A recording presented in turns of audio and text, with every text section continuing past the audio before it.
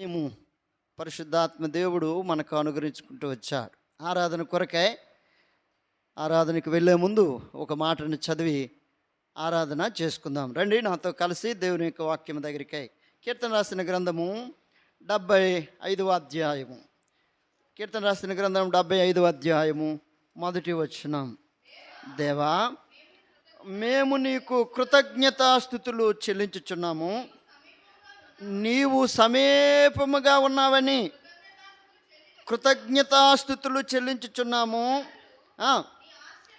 నీ జనులు నీ ఆశ్చర్య కార్యములను వివరించుదురు. దేవా, మేము నీకు కృతజ్ఞతాస్తుతులు చెల్లించుదుము. మేము నీకు కృతజ్ఞతాస్తుతులు చెల్లించుదుము. ఎందుకు కృతజ్ఞతాస్తుతులు చెల్లించుదము అని అంటే ఆన్సర్ ఇచ్చాడు మీదన. నీవు మాకు సమీపముగా ఉన్నావు. ఒకటి, నువ్వు ఎలాగున్నావంటే సమీపముగా ఉన్నావు. మేము నీకు కృతజ్ఞతాస్తుతులు చెల్లించుదము. ఎందుకు చెల్లించాలి అనంటే నీవు మాకు ఎలాగున్నావంటే సమీపంగా. ఎంత సమీపంగా ఉన్నావో దేవుని యొక్క మాటలు చదువుతున్నాను. ద్వితీయోపదేశకాండము 4వ అధ్యాయము 7వ వచనము. మా దేవుడనే యెహోవా అనగా మొరపెట్టినప్పుడల్లా మన దేవుడైన యెహోవా మనకు సమీపముగా ఉండినట్లు ఏ గొప్ప జనముకు ఏ దేవుడు సమీపముగా లేడు. అందుకు కృతజ్ఞతాస్తుతులు చెల్లిస్తున్నాం. ఎందుకయ్యా దేవునికి ఆరాధన చేస్తున్నావు, దేవుని స్తుతిస్తున్నావు, దేవుని గణపరుస్తున్నావు, దేవుని నామాన్ని మహింపరుస్తున్నావు అని అంటే ఆయన అంటున్నాడు, మా దేవుడు మాకు ఎలాగున్నాడంటే సమీపముగా ఉన్నాడు, మాకు దగ్గరగా ఉన్నాడు.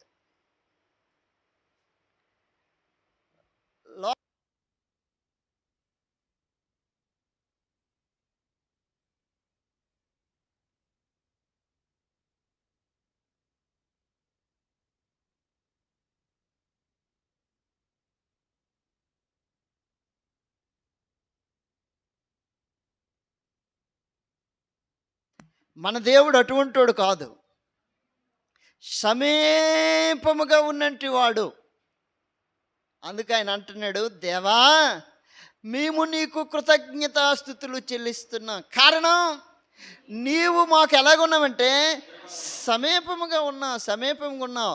మేము మొరపెట్టినప్పుడల్లా అంటే మా బాధల్లో, మా ఇబ్బందుల్లో, మా సమస్యల్లో, మా కష్టాల్లో, మా ఇరుకుల్లో మేము నీ సన్నిధికి వచ్చి మొరపెట్టినప్పుడు వెళ్ళా కూడా నువ్వు మాకు ఏమై ఉన్నావంటే సమీపముగా ఉండి మా మొరను ఆలకించి, మా ప్రార్థన ఆలకించి, మా విజ్ఞాపన ఆలకించి వాటన్నిటిలో నుండి నువ్వు మమ్మల్ని ఏం చేసావంటే విడిపించుకుంటూ వచ్చావు. అందుకే ఆయన అంటున్నాడు, మేము నీకు కృతజ్ఞతాస్తుతులు చెల్లించి. ఎందుకు చెల్లిస్తున్నావు అంటే నెంబర్ 1, నీవు మాకు సమీపముగా ఉన్నావు. ఒకటి. నెంబర్ 2, దేవుని యొక్క మాటలు చదువుతున్నాను. 107వ కీర్తనలోని దావీదు అనుభవములో 107వ కీర్తన మొదటి వచనము. యెహోవా దయాళుడు, ఆయనకు కృతజ్ఞతాస్తుతులు చెల్లించుడి. యెహోవా దయాళుడు, ఆయన ఎటువంటి వాడు? దయాళుడు. అందుకు నీకు కృతజ్ఞతాస్తుతులు చెల్లిస్తున్నాం. ఈరోజు సజీవనంగా ఇంకా ఉన్నామంటే, బ్రతుకున్నామంటే, జీవించి ఉన్నానంటే, చలించి ఉన్నామంటే కేవలంగా నీ దయ, నీ కనికరము, నీ మహాకృప. అందుకు ఆయన అంటున్నాడు, యెహోవా దయాళుడు. అందుకు మేము ఆయనకి ఏం చేస్తున్నామంటే కృతజ్ఞత. ఆయన దయ లేకపోతే ఈ దినమని చూడలేము. ఆయన అంటాడు, యెహోవానైన నేను మార్పు లేనంటి వాడును, యాకోబు సంతతైన మీరు లయము కాలేదు. నిర్మూలం ఇంకా ఆయన చేయలేదు, లయము చేయలేదు. కేవలంగా ఆయన దయ వలన ఆయన మనల్ని ఏం చేసుకుంటూ వచ్చాడు? జ్ఞాపకం చేసుకుంటూ వచ్చాడు, కాపాడుకుంటూ వచ్చాడు. ఆయన దయ చూపుకుంటూ వచ్చాడు. అందుకు ఆయనకు మేము ఏం చేస్తున్నామంటే కృతజ్ఞతాస్తుతులు చెల్లిస్తున్నాము. రెండు దేవుని యొక్క మాటలు చదువుతున్నాను. మూడోదిగా దేవుని యొక్క మాటలు చదువుతున్నాను. రండి నాతో కలిసి దేవుని యొక్క లేఖన భాగం దగ్గరికి. దినవృత్తాంతం రాసిన గ్రంథము, దినవృత్తాంతం రాసిన 2వ గ్రంథము 20వ అధ్యాయము 26వ వచనములో యెహోషాపాతు ఈ విధంగా చెప్తున్నాడు. వారు బెరాక లోయలో కూడిరి. అక్కడ వారు యెహోవాకు కృతజ్ఞతాస్తుతులు చెల్లించారు. చాలు. ఎందుకు అక్కడ వారు కృతజ్ఞతాస్తుతులు చెల్లించారనంటే 20వ అధ్యాయం 1వ వచనములో మోయాబీలు, అమోనీలు, మొమోనీలు వారి మీద ఏడు చేశారంటే యుద్ధానికి వచ్చారు. యెహోషాపాతు మీదకి, యూదా వారి మీదకి మోయాబీలు, అమోనీలు, మొమోనీలు యుద్ధానికి వచ్చినప్పుడు, దేవా ఈ యుద్ధము నేను చేయకుండా యుద్ధము నుండి మమ్మల్ని నువ్వేం చేసావు? కాపాడేవయ్యా, తప్పించేవయ్యా. అందుకు మేము నీకేం చేస్తున్నాము? కృతజ్ఞతాస్తుతులు చెల్లిస్తున్నా. 26 వచనం అదే కదా రాయబడ్డది. వారు బెరాకా లోయల్లోనికి వచ్చినప్పుడు అక్కడ వారు యెహోవాకు ఏం చేశారు? కారణం, శత్రువు బారి నుండి మమ్మల్ని తప్పించావు, శత్రువు చేతిలో నుండి మమ్మల్ని తప్పించావు, శత్రువు నుండి మమ్మల్ని రక్షించావు, శత్రువు యొక్క కుతంత్రములో నుండి, ఆ కపట ఆలోచనలో నుండి మా ప్రాణాత్మ దేహములను నువ్వేం చేసావు? రక్షించావయ్యా. అందుకు మేము నీకు ఏం చేస్తున్నాం? కృతజ్ఞత. బెరాక అనగా స్తుతి అని అర్థం. ఎంత మంచి అనుభవం. ఆ బెరాక దగ్గరకు వచ్చారు, స్తుతించే అనుభవంలోనికి వచ్చారు, దేవునికి కృతజ్ఞత స్తుతులు చెల్లించే అనుభవంలోనికి వచ్చారు, దేవుని ఆరాధించే అనుభవంలోనికి వచ్చారు, దేవుని గణపరిచే అనుభవంలోనికి వచ్చారు, దేవుణ్ణి మహిమపరిచే అనుభవంలోనికి వచ్చారు. కారణం, 3 దేశస్థులు వారి మీదకి ఉమ్మడిగా వచ్చినప్పుడు వాటిలో నుండి శత్రువు చేతులుండి మా ప్రాణం ఏం చేసా? కాపాడుకుంటూ వచ్చావయ్యా, తప్పించుకుంటూ వచ్చావయ్యా. అందుకు మేము నీకు ఏం చేస్తున్నాము? కృతజ్ఞతాస్తుతులు చెల్లిస్తున్నావు. 1, నీవు మాకు సమీపముగా ఉన్నావు, అందుకు మేము నీకు కృతజ్ఞతాస్తుతులు చెల్లిస్తున్నాం. 2, నీవు దయాళుడువు, మమ్మల్ని నిర్మూలన చేయలేదు, నాశనము చేయలేదు, నా పాపమును బట్టి నాకు ఏడు చేయలేదు, ప్రతికారము చేయలేదు, నువ్వు దయ చూపించుకుంటూ వచ్చావు, అందుకు మేము నీకు కృతజ్ఞతాస్తుతులు చెల్లిస్తున్నాం. 3, శత్రువు చేతిలో నుండి నువ్వు మమ్మల్ని తప్పించుకుంటూ వచ్చావు. ఏ శత్రువులు? అమోనీలు, ఇంకా ఎవరు? మొమోనీలు, మోయాబీలు. శత్రువు. ఎన్నిసార్లు శత్రువు మన మీద దాడి చేయలేదు? శత్రువు ఎక్కడో లేడు. శత్రువు ఎక్కడంటే మన శరీరమే మనకి శత్రువు. పద్యంలో ఒక మాట ఉంటుంది, అన్నాలు గుర్తుంటుంది, తన కోపమే తనకి శత్రువు. ఎక్కడో లేదు శత్రువు లేనంటే మన కోపమే. ఎన్నిసార్లు ఇంట్లో నుండి దేవుడు తప్పించలేదు? కోపం వచ్చిందనంటే ఏవి పగిలిపోతాయో తెలియదు, ఏమి రాలిపోతాయో తెలియదు, ఆ కోపంలోని ఏమి చేస్తామో తెలియదు. కారణం, ఉదయకాల సమయంలో బీపీ ట్యాబ్లెట్ వేయకపోవడం వల్ల ఇటువంటివన్నీ జరుగుతాయి. ఇవి ఒక పెద్ద కారణం. ఆ చూసి మరి నేను వెళ్ళను. కానీ ఎందుకనంటే అందుకే ఈయన అంటున్నాడు, శత్రువు చేతిలో నుండి నువ్వు మమ్మల్ని ఏం చేసావు? తప్పించావయ్యా. అందుకే ఏ అనుభవం? బెరాకా లోయల్లోనికి, బెరాకా దగ్గరకు వచ్చారు, దేవుని మందిరం దగ్గరికి వచ్చారు, దేవుని స్తుతించే అనుభవంలోనికి వచ్చారు, దేవుని గణపరిచే అనుభవంలోనికి వచ్చారు, దేవుని మహిమపరిచే అనుభవంలోనికి వచ్చారు. అయ్యా నా శత్రువే, ఏది నా శరీరమే నాకు ఎన్నో మారులు నా మీద ఏడ్ చేసింది, దాడి చేసిందయ్యా, దాడి చేసిందయ్యా. నేను ఆరాధనకి వెళ్తానంటే ఇదేటి చేసింది, నువ్వు ఇప్పుడేం ఆరాధనకి వెళ్తావులా, నేను సంఘ ప్రార్థనకి వెళ్తానంటే పాటలు అయిన తట్టు తెలుదులా, నిన్ను స్తుతిస్తాను, ఉదయాన్నే లేచి నిన్ను గణపరుస్తానంటే ఇది నన్ను ఏడు చేసిందంటే, నిన్ను గణపరచనివ్వకుంటే ఇది నన్ను ఎన్నిసార్లు దీన్ని జయించలేని పరిస్థితుల్లో, దేవా నీ ఆత్మ ద్వారా నన్ను జయించడానికి నువ్వు నాకు సహాయం చేసుకుంటూ వచ్చావు. శత్రువుపై నాకు ఏడ్చేసే విజయాన్ని ఇచ్చావు. సీఎన్ పాటల పుస్తకంలో మంచి పాట ఉంటుంది. శత్రువు మాపై చెలరేగగా కృంగదీసినప్పుడు, ఏటి తీసినప్పుడట, కృంగదీసినప్పుడు. ఎన్నిసార్లు కృంగిపోయిన పరిస్థితులు, ఎన్నిసార్లు మనము ఆత్మీయ జీవితంలో దిగజారిపోయిన పరిస్థితులు, శత్రువు ఆడిన మాటలకి ఎన్నిసార్లు మనం ఏమైపోయినా వెనక్కి వెళ్ళిపోయాం. మన మీద శత్రువు ఎన్ని కోణములో దాడి చేయాలో అన్ని విధాలుగా వాడు దాడి చేసుకుంటూ వచ్చాడు ఆత్మీయ జీవితాన్ని కృంగదీయాలని. కానీ బైబిల్ గ్రంథం సెలవిస్తుంది, వారు బరాకా లోయల్లోనికి వచ్చినప్పుడు కృతజ్ఞతాస్థితులు చెల్లించారు. కారణం, శత్రువు చేతిలో నుండి నీవు మమ్మను విడిపించావు. యెహోషాపాతు మంచి మాటలు, ఆ మాటలు ఆ 20 అధ్యాయంలో మంచి మాటలు రాశాడు. ఏంటంటే, అయ్యా ఎవ్వల మీద మేమేమవ్వలేదు ఆధారా, నీవే నాకు దిక్కు. మంచి మాట పలుకుతాడు. నీవే నాకేటి దిక్కు, నీవే నా సహాయకుడువు, నీ మీద నేను ఆధారపడ్డాను. నువ్వు నన్ను కనికరించావయ్యా, కృప చూపించావయ్యా, దయ చూపించావయ్యా. అందుకు మేము నీకు ఏం చేస్తున్నాము, కృతజ్ఞత. సమాధానం లేక, సంతోషం లేక, నెమ్మది లేకుండా శత్రువు చేయాలని ఎన్నో పన్నాగాలు పన్నాడు. వాటన్నిటిలో నుండి నువ్వు నన్ను, శత్రువు చేతిలో నుండి నువ్వు నన్ను ఏం చేసావు, విడిపించావు, రక్షించావు, కాపాడావు, సంరక్షించావు. నెమ్మది లేకుండా శత్రువు చేయాలనుకున్నాడు. ఆ శత్రువు బారిలో నుండి నువ్వు నన్ను ఏం చేసావు, విడిపించుకుంటూ వచ్చావు. ఒకేసారి 3 రాజులు ఒక దేశం మీద దాడి చేస్తుంటే ఎలాగుంటుంది పరిస్థితి? 3 కాదు, ఒకరు మన ఎదురుకొస్తేనే మనం ఏడు చేద్దాం. రౌడీ షీటర్ ఎదురుకొచ్చాడు, ఎదురు నడుస్తారటమ్మా కదా. శత్రువు చేతిలో నుండి దేవుడు మనల్ని లేట్ చేశాడు, విడిపించాడు. అందుకు మేము నీకు కృతజ్ఞతాస్థుతులు చెల్లిస్తున్నాయి. ఇది 3. 4 దేవుని యొక్క మాటలు చదువుతున్నాను. కీర్తన రాసిన గ్రంథం 138వ అధ్యాయము, 138వ అధ్యాయం 2వ వచనం చదువుతావు నాన్న.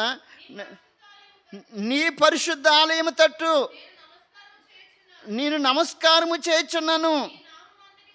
నీ నామమంతటి కంటే నీవిచ్చిన వాక్యమును నీవు గొప్ప చేసినందుకు, నీ కృపా సత్యమును బట్టి నీ నామమునకు కృతజ్ఞతాస్థుతులు చెల్లించుచున్నాము. ఎందుకు కృతజ్ఞతాస్థుతులు చెల్లించుచున్నామంటే, నీ వాక్యమును బట్టి. దేవుని నామానికి మహిమ కలుగును గాక. అయ్యా నీ వాక్యాన్ని ఇచ్చావయ్యా. ఏటిచ్చావు? ఆత్మీయ జీవితంలో ఎదగటానికి, అభివృద్ధి చెందటానికి, ఆత్మీయ జీవితంలో బలపడటానికి నీ వాక్యము పలుమారులు నన్ను ఏటి చేసిందంటే బలపరుచుకుంటూ వచ్చింది. శత్రువు ఉన్నప్పుడు నీ వాక్యం నాకు అభయం ఇచ్చింది, నీ వాక్యం నన్ను ఆదరించింది, నీ వాక్యం నాకు అండగా నిలిచింది, నీ వాక్యం నన్ను ధైర్యపరిచింది, నీ వాక్యం నా భుజం ఏడ్చేసింది, తట్టింది.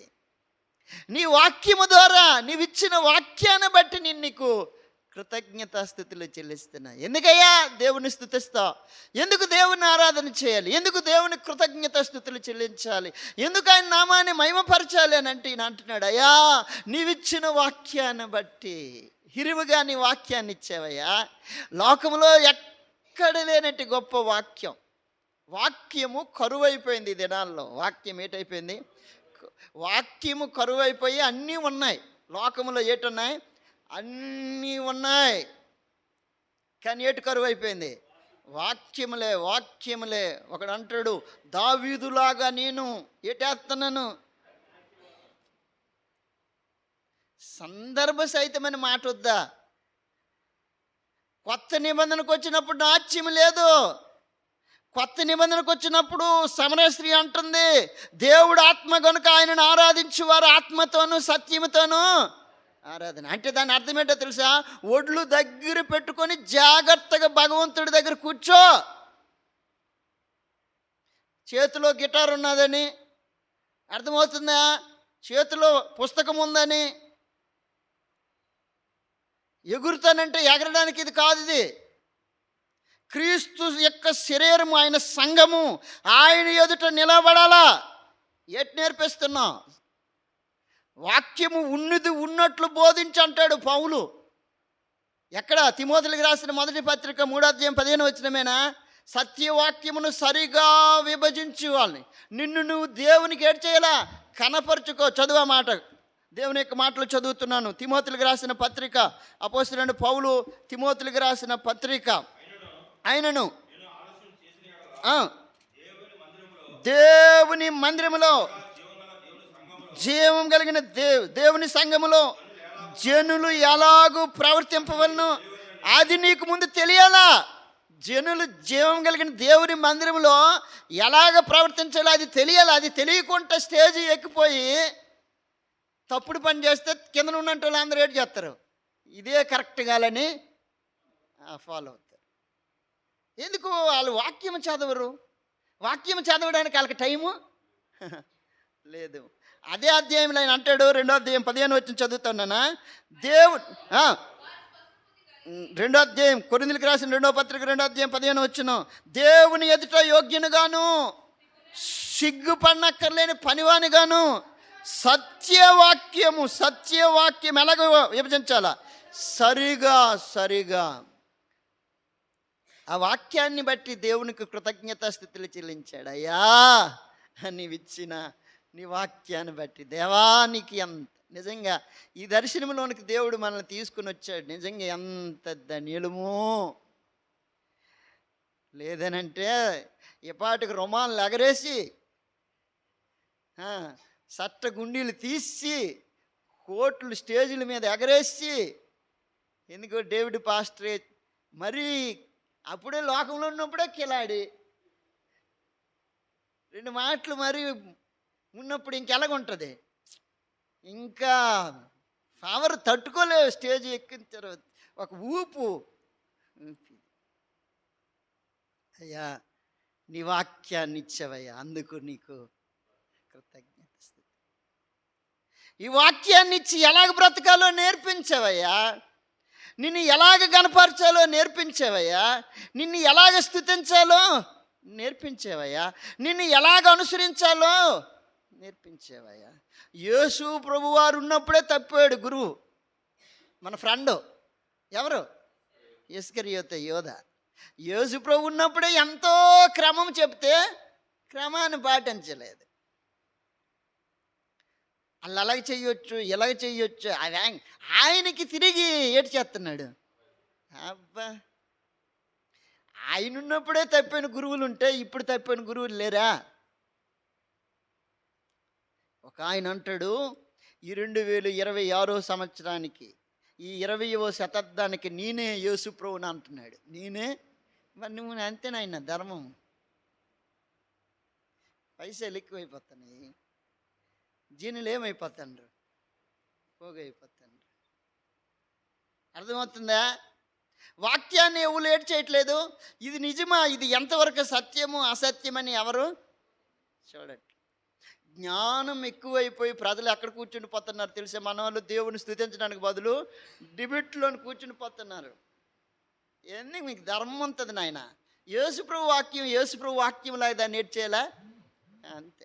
యేసుప్రభు వారు అన్నారు, దేవదూషణ కూడా చేయగలడు. అటు విషయం నీకు అనవసరం. ఎందరో అంటారు, దావీదు అన్నాడు దేవుడు లేడని బుద్ధిహీనుడు తన హృదయంలో ఆడంతా అనుకొని.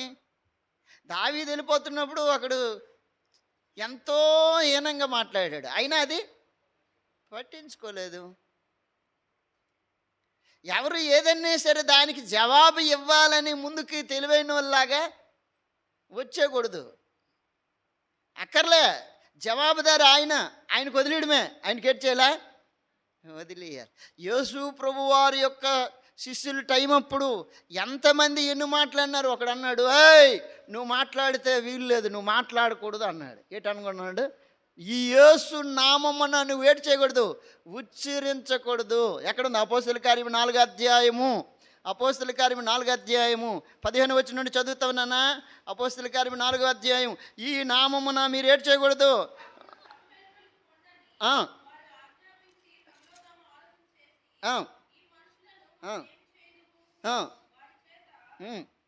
19వ చదివినానా? అందుకు పేతురు యోహానును వారిని చూచి, దేవుని మాట వినుట కంటే మీ మాట వినటము ఎవరి మాట వినాలా? దేవుని మాట. దేవుడు ఎప్పుడు కూడా సైలెంటే కోరుతాడు, వైలెంట్ కోరే దేవుడు కానే కాడు. చల్ల పూట వేళ అని రాయబడి ఉంటుంది ఆదికాండం 3వ అధ్యాయంలోని. ఏ పూట అంటే శబ్దం లేనే లేదు. ఆ రాత్రి సమూయేలు దేవుని మందిరంలో ఉన్నప్పుడు నిశ్శబ్దమైన పరిస్థితుల్లో సమూయేలు సమూయేలు అని పిలిచింది. అంతేకాదు, సుడిగాలి వచ్చింది, ఎంతో శబ్దం వచ్చాయి, అప్పుడు దేవుడు మాట్లాడలేదు. నిమ్మలమగా ఉన్నప్పుడు ఏలీ ఏలీ ఇక్కడ నువ్వేమి. దేవుని స్వరం వినాలంటే అల్లరిలో కాదు, అందరం లేచి నిలబడి గొప్ప అల్లరి చేసి ఇది పని అంటే ఎవరు అంటున్నారు తెలియట్లేదు, అర్థం కాని పరిస్థితి. నువ్వేటి చేస్తావు? ఇది కూడా బాగుంది, డేవిడ్ అన్న ఇటువంటిది ఎప్పుడూ పెట్టలేదు నాయన, అందులో దూరిపోతున్నా చేస్తావు, దూరిపోతావు. నీకు వాక్యం రాదు, ఆరాధన రాదు, ప్రార్థన రాదు, పాటలు రావు, ఏమి రావు, నీకు ఒకటే ఒకటి వచ్చి ఏటొచ్చు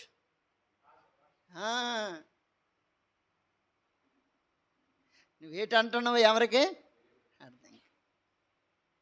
ఇది ఇది ఎంత ప్రమాదము అని అంటే ఒక మాట చెప్తున్నాను. పల్లెటూరులోని ఒక కలారు చూసిన ఒక మాట చెప్తున్నాను. ఇది ఎంత ప్రమాదం అని అంటే, ఒక ఆయన భోజనం చేసిన తర్వాత చుట్ట కాల్చడం అలవాటు. అలా ఆవిడ కూడా భోజనం చేసిన తర్వాత చుట్ట కాల్చడము అలవాటు, ఇద్దరికి అలవాటు. ఆ పాస్టర్ గారు బాప్టిజం ఇచ్చిన తర్వాత ఈయనకి హల్లెలూయా అని పేరు పెట్టాడు, అలా ఆవిడకేమో స్తోత్రం అని పేరు పెట్టాడు. భోజనం చేసిన తర్వాత చుట్ట కాల్చే ముందు, పడుకోవడానికి వెళ్ళే ముందు ఈయన ముందు ఏడు చేసాడంటే మోకరించి ప్రార్థన చేశాడు. ప్రార్థన చేసి లేచిపోయాడు. లేచిపోయి చుట్ట దొరికింది కానీ అగ్గిపెట్టి దొరకలే. ఇంతలోనే ఈమె భోజనం చేసి ఈమె ప్రార్థనలోనికి వచ్చేసింది. ఈమె మళ్ళీ ప్రార్థన చేసి ఈమె లేగాలి కదా, అప్పుడు ఈమె ఇంక లెక్క ఉంటుంది. ఇప్పుడు ఈయన అన్నాడు హల్లెలూయా హల్లెలూయా హల్లెలూయా హల్లెలూయా, అగ్గిపెట్టి ఎక్కడ ఉందన్నాడు. అప్పుడు ఆమె ప్రార్థనలోనే సమాధానం చూడు, స్తోత్రం స్తోత్రం స్తోత్రం, అగ్గిపెట్టి మంచం కింద పెట్టాను అన్నాడు. ఇది ఎంత ప్రమాదమైన పరిస్థితికి తీసుకెళ్తుందంటే, ముందు ఆత్మీయ జీవితంలో రక్షణ అనేది చాలా అవసరం. ఈ సత్యము ఎందుకు వారికి తీసుకెళ్ళట్లేదు, వాళ్ళకి చెప్పట్లేదు. అందుకనే పౌలు బాధపడి అంటున్నాడు, సత్యవాక్యమును సరిగా ఏం చేయాలంటే వివరించు, బోధించు. అందుకు అంటున్నాడు ఈయన, నీవిచ్చిన వాక్యాన్ని బట్టి నేను నీకేట్ చేస్తున్నాను కృతజ్ఞ. మంచి దర్శనంలో నువ్వు ఉంచావయ్యా, వాక్యం అనే సంఘంలో ఉంచావయ్యా, వాక్యాన్ని ఇచ్చేవయ్యా, సేవకుని ఇచ్చేవయ్యా, పరిశుద్ధాత్మని ఇచ్చేవయ్యా, సహవాసం ఇచ్చేవయ్యా, అయ్యా అందుకు నీకు వందనాలు. ఎంత మంచి ఆరాధన. నీవిచ్చిన వాక్యాన్ని బట్టి మేము నీకేట్ చేస్తున్నా కృతజ్ఞతాస్తుతులు. 75వ కీర్తనలోని దావీదు అడిగిన ప్రశ్నకి, దేవా మేము నీకు కృతజ్ఞతాస్తుతులు చెల్లించుచున్నా. ఎందుకు చెల్లిస్తున్నామని అంటే, 1 నీవు మాకు సమీపంగా ఉన్నావు, 2 నువ్వు దయాళుడు, 3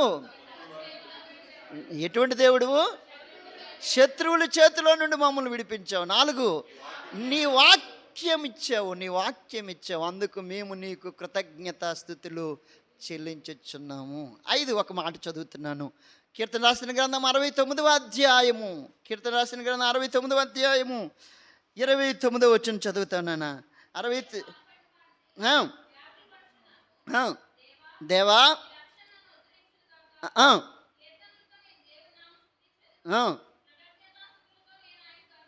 కృతజ్ఞతాస్తుతులతో ఆయన గణపరచుతున్న కారణం నీవిచ్చిన రక్షణ బట్టి. దేన్ని బట్టట? రక్షణ బట్టి. దేవా నీవిచ్చిన రక్షణ బట్టి మేము నీకేట్ చేస్తున్నాము కృతజ్ఞత. రక్షణ ఏమివ్వగలను నీకు? భూమి మీద ఎవరికి లేనట్టు గొప్ప రక్షణ.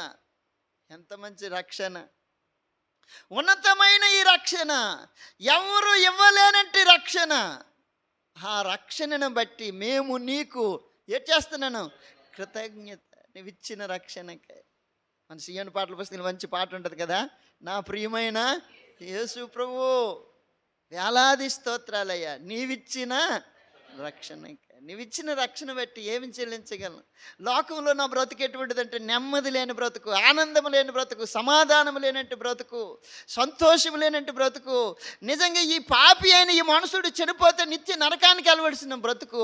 ఆ నరకము నుండి, ఆ పాపము నుండి, ఆ శాపము నుండి, ఆ అపరాధము నుండి నన్ను తప్పించి విడిపించి నీ గొప్ప రక్షణ ఇచ్చావయ్యా. అందుకు నేను నీకేం చేస్తున్నాను? కృతజ్ఞతాస్థితులు చెల్లిస్తున్నాను. మరి వివరించను, ఎందుకంటే అక్కడ ఆగుతున్నాను. ఇంకొక మాట చదువుతున్నాను. కీర్తన రాసిన గ్రంథం 100వ కీర్తనలోని దావీదు 3వ వచనంలో మంచి మాట అంటాడు. ఎందుకు మేము ఆయనే మనల్ని ఏం చేశాడు? పుట్టించాడు. మనం ఆయన వారము, మనం ఆయన ప్రజలము, ఆయన మేపు గొర్రెలము. అందుకు కృతజ్ఞతాస్థితులు చెల్లిస్తున్నాను. కారణం, ఆయన నన్ను పుట్టించాడు. ఆయన నన్ను నా తల్లి గర్భంలో నుండి నాకు రూపునిచ్చాడు, నాకు జన్మనిచ్చాడు, ఆయుష్నిచ్చాడు, ఆరోగ్యాన్ని ఇచ్చాడు. ఆయన తన గొర్రెలుగా నన్ను మేపాడు, నన్ను కాపాడాడు, నన్ను సంరక్షించాడు, నన్ను భద్రపరిచాడు. అందుకు నేను ఆయనకి కృతజ్ఞతాస్థితులు. ఏమి అనుభవం! ఎందుకు మేము నీకు కృతజ్ఞతాస్థితులు చెల్లిస్తున్నామనంటే, అయ్యా నువ్వు మమ్మల్ని పుట్టించావయ్యా, నువ్వు మమ్మల్ని ఏం చేసావు? పుట్టించావు, నన్ను పుట్టించావు. నాకు మంచి కళ్ళు ఇచ్చావయ్యా, మంచి నోరు ఇచ్చావయ్యా, మంచి చెవులు ఇచ్చా, మంచి అవయవాలు ఇచ్చావు నా తల్లి గర్భంలో నుండి. ఏ అవయం కూడా చొట్టదో, గుడిదో, నడ్డుదో చేయనే చేయలే. అందుకు నీకు కృతజ్ఞతాస్థితులు చెల్లిస్తాను. ఎంత మంచి దేవుడు! ఎందుకు మేము నీ కృతజ్ఞతాస్థితులు చెల్లించాలి అని అంటే ఇన్ని కారణాలు ఎదుగుతున్నావు చూడు. ఎందుకు అని అంటే, నీవు మాకు సమీపముగా ఉన్నావు, నువ్వు దయాళుడువు, నువ్వు శత్రువు చేతిలో నుండి మమ్మల్ని విడిపించావు, నీ వాక్యం ఇచ్చావు, నీ రక్షణ ఇచ్చావు, నీవు మమ్మల్ని పుట్టించావు, నీవు మమ్మల్ని ఏం చేసావు? పుట్టించావయ్యా. అందుకు మేము నీకేం చేస్తున్నాము? కృతజ్ఞతాస్థుతులు చెల్లిస్తున్నాం. దావీదుకు మరలా అడుగుదామా, ఎందుకు మేము నీకు కృతజ్ఞతాస్థుతులు చెల్లించనండి? కీర్తన రాసిన గ్రంథం, దేవుని యొక్క మాటలు చదువుతున్నాను. కీర్తన రాసిన గ్రంథం 43వ అధ్యాయము 4వ వచనంలో దావీదు అంటాడు. కీర్తన రాసి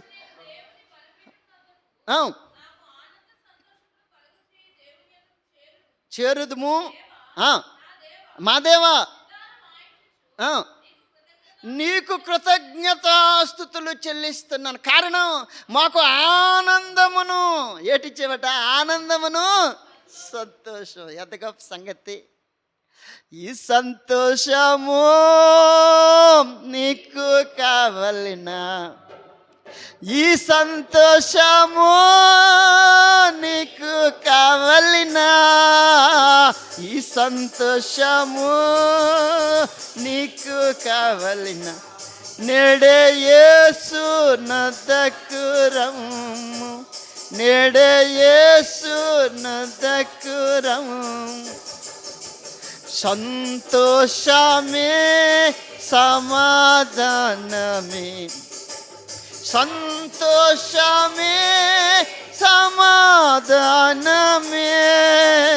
సంతోషమే సమాధానమే. చెప్పనా సఖ్యమైన సంతోషం, చెప్పనా సఖ్యమైన సంతోషం. చాలు. ఎందుకు దేవునికి కృతజ్ఞతాస్థుతులు చెల్లించాలంటే ఈయన అంటున్నాడు, దేవా మాకు ఆనందాన్ని ఇచ్చావయ్యా. ఏమిచ్చావు? ఆనందం, సంతోషాన్ని ఇచ్చావు. చెప్పా సఖ్యము కానీ మహిమాయుక్తమైన గొప్ప సంతోషాన్ని నా హృదయంలో పెట్టావయ్యా. ఎవరికి లేనంటే గొప్ప ఈ ఆనందం, ఈ ధన్యత, ఈ సంతోషము అది నా హృదయంలో ఉంచావు. అందుకు మేము నీకు కృతజ్ఞతాస్థుతులు. బా, ఎంత మంచి ఆరాధన! ఆయన అంటున్నాడు, మేము నీకు కృతజ్ఞతాస్థుతులు చెల్లించుచున్నాము. ఎందుకు చెల్లిస్తున్నాము అని అంటే, ఒకటి, నీవు మాకు సమీపముగా ఉన్నావు. రెండు, నీవు దయాళుడు. మూడు, శత్రువు చేతిలో నుండి విడిపించినట్టు వాడు. నాలుగు, నీ వాక్యమును బట్టి మేము నీకు కృతజ్ఞతాస్తుతులు చెల్లిస్తున్నాం. ఐదు, నీ రక్షణ బట్టి మేము నీకు కృతజ్ఞతాస్తుతి చెల్లిస్తున్నాం. ఆరు, నీవు ఎటువంటి వాడు బట,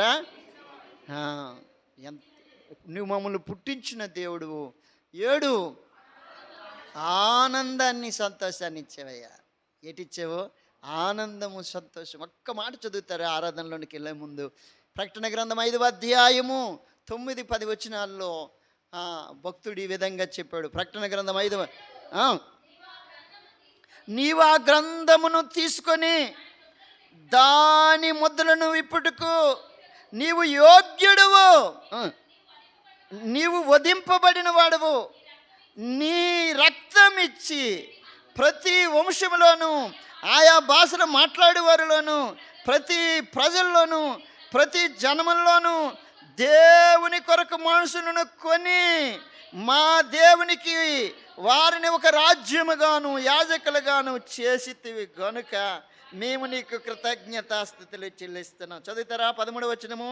అంతటా పరలోకమందును, భూమి మీదను, భూమి కిందను, సముద్రములోను ఉన్న ప్రతి సృష్టిను, అనగా వాటిలో ఉన్న సర్వమును, సింహాసనాసీన వానికి, గొర్రె పిల్లకును స్తోత్రమును, ఘనతయు, మహిమయు, ప్రభావములు యుగయుగములు కలుగునుగా కానీ చెప్పుట.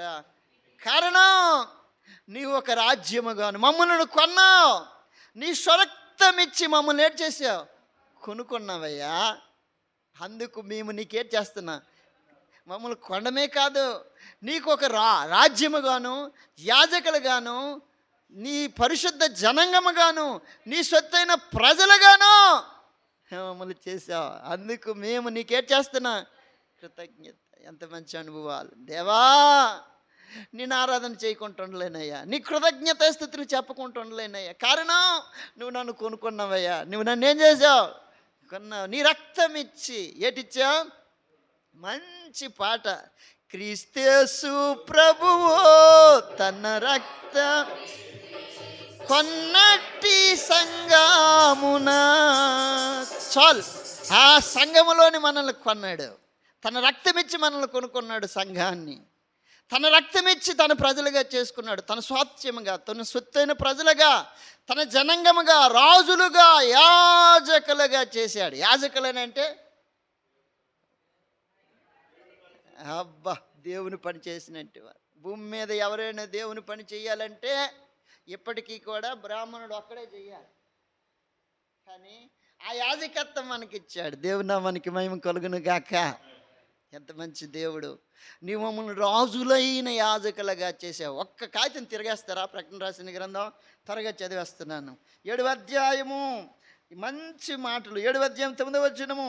అటు తర్వాత నేను చూడగా, ఇదిగో ప్రతి జన్మలో నుండి, ప్రతి వంశములో నుండి, ఆయా భాషలాడు ఎవరును లెక్కింపజాలనంత గొప్ప సమూహము కనబడును. వారు తెల్లని వస్త్రములు ధరించుకుని వారై ఖర్జూరపు మట్టలు చేతి పట్టుకొని సింహాసనం ఎదుట, గొర్రె పిల్ల ఎదుట నిలబడి, సింహాసనాసీనుడైన మా దేవునికి, గొర్రె పిల్లకును, మా రక్షణకై స్తోత్రమును మహాశబ్దముతో ఎలుగెత్తి చెప్పిరి. దేవదూతలందరూ సింహాసనము చుట్టూ, పెద్దలను చుట్టూను, ఆ 4 జీవుల చుట్టూను నిలబడి ఉండిరి. వారు సింహాసనం ఎదుట సాగిలపడి, ఆమేన్, యుగ యుగముల వరకు మా దేవునికి స్తోత్రమును, మహిమయు, జ్ఞానమును, కృతజ్ఞతయు, స్తుతియు, ఘనతయు, శక్తియు, బలమును కలుగునుగాకని చెప్పి దేవునికి నమస్కారం చేసి ఆమేన్. అబ్బా, ఎంత మంచి ఆరాధన. ఇది ఏకం వివరించాలంటే వివరించలేను. ఎంత మంచి ఆరాధన చేశారు. దేవునికి ఎందుకు కృతజ్ఞత స్తుతులు చెల్లించాలంటే ఎన్నో కారణాలు వెతికాం. ఎందుకు అనంటే, దేవా నీవు మాకు ఎలాగున్నా సమీపం, ఎవరికి ఇవ్వలేనంటే గొప్ప రక్షణ. ఏదో ఒక్క మాట ద్వారా దేవుడు ఏదో ఒక మాట ద్వారా మనతో మాట్లాడి ఉంటాడు. ఎవరికి లేనంటే ఈ గొప్ప రక్షణ, ఈ గొప్ప ధన్యత నువ్వు మమ్మల్ని కొనుక్కున్నావయ్యా. అమ్మబడినంటి వాడును నేను. రాత్రి చూచాం, పాపమునకు మీరు అమ్మబడితే, అమ్మబడిన నన్ను ఎవరు కొనుక్కోలేనంటే స్థితి. ఈ నీచుని ఎవరు కొనుక్కుంటారయ్యా? ఈ వస్తువు దేనికి పనికి వస్తుంది? నేను దేనికి ఉపయోగకరమైన వ్యక్తిని కాదు. కానీ ఏదో నా మీద దయతలిచి, నన్ను కనికరించి, నా ఎడల ప్రేమ చూపించి, నన్ను కొనుక్కోవడానికే నీ రక్తాన్ని ఇచ్చావు. నా కొరకు కలువరి సిలువలో నువ్వు బలైపోయావయ్యా. నేను చేసిన అవిధేయత కొరకు నీ తలపైన ముండ్ల కిరీటం, నీ చేతులపైన మేకులు, నీ కాళ్ళపైన మేకు, నీ ప్రక్కన బల్లిపోటు, నీ వీపున 1-40 కొరడా దెబ్బలు, నీ శరీరం నుండి నిలువెల్ల రక్తదారులు కార్చుకుంటూ వచ్చావు. నా కొరకు మరణించడమే కాదు, రక్తం కార్చడమే కాదు, మరణించి తిరిగి నా కొరకు లేచావయ్యా. నా కొరకు పరలోకములో ఒక రాజ్యాన్ని సిద్ధపరుస్తున్నా. ఆ రాజ్యానికి నన్ను ఒక యాజకుడిగాను, రాజ్యమునకు రాజులుగాను ఆ సమూహంలో నన్ను ఉంచావు. అందుకు నీకు స్తోత్రం అని చెప్పి దేవుణ్ణి ఆరాధించవలసినట్టు వారమే ఉన్నాం. దేవుడి మాటలు దీవించునుగాక.